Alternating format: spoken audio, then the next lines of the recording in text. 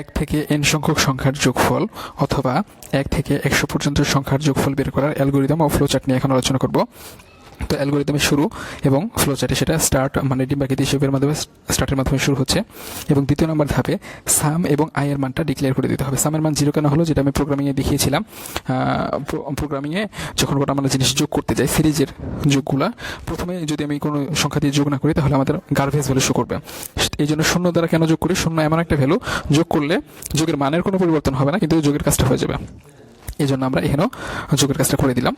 এখন আমাদের যেহেতু এখানে বলছে n সংখ্যক ইনপুট, অর্থাৎ এখানে n সংখ্যক ইনপুট নেওয়া আছে আর এখানে n এর মান কিন্তু দিয়ে দিয়েছে, n এর মান 100, অর্থাৎ আমরা 3 নাম্বার ধাপে ইনপুট হিসেবে এক জায়গায় n এর মান গ্রহণ করছি আর এখানে 3 নাম্বার ধাপে n এর মান ডাইরেক্ট 100 দিয়ে দিচ্ছি।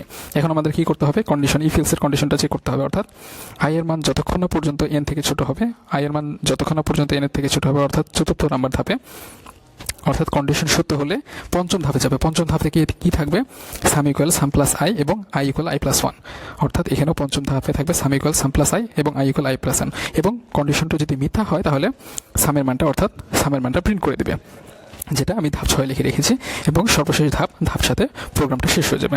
তো এইভাবে 1 থেকে n সংখ্যক পর্যন্ত আমরা সংখ্যার যোগফল বের করতে পারি, গুণফল বের করতে পারি। গুণ করলে জাস্ট এখানে আমাদের গুণ চিহ্ন I, some equal some into I, গুণ চিহ্ন হয়ে যাবে। 1 থেকে 100 সংখ্যক সংখ্যার যোগফল গুণফল আমরা বের করতে পারি। আর যদি n এর মান না দিয়ে দেওয়া থাকে, শুধুমাত্র একটা ভেরিয়েবল দিয়ে দেওয়া থাকে, তখন আমরা ইনপুটের এখানে স্ক্যানএফ ফাংশন ইউজ করব। আর যদি n এর মান দিয়ে দেওয়া থাকে তাহলে আমাদের স্ক্যানএফ ফাংশন ইউজ করার কোনো দরকার নেই।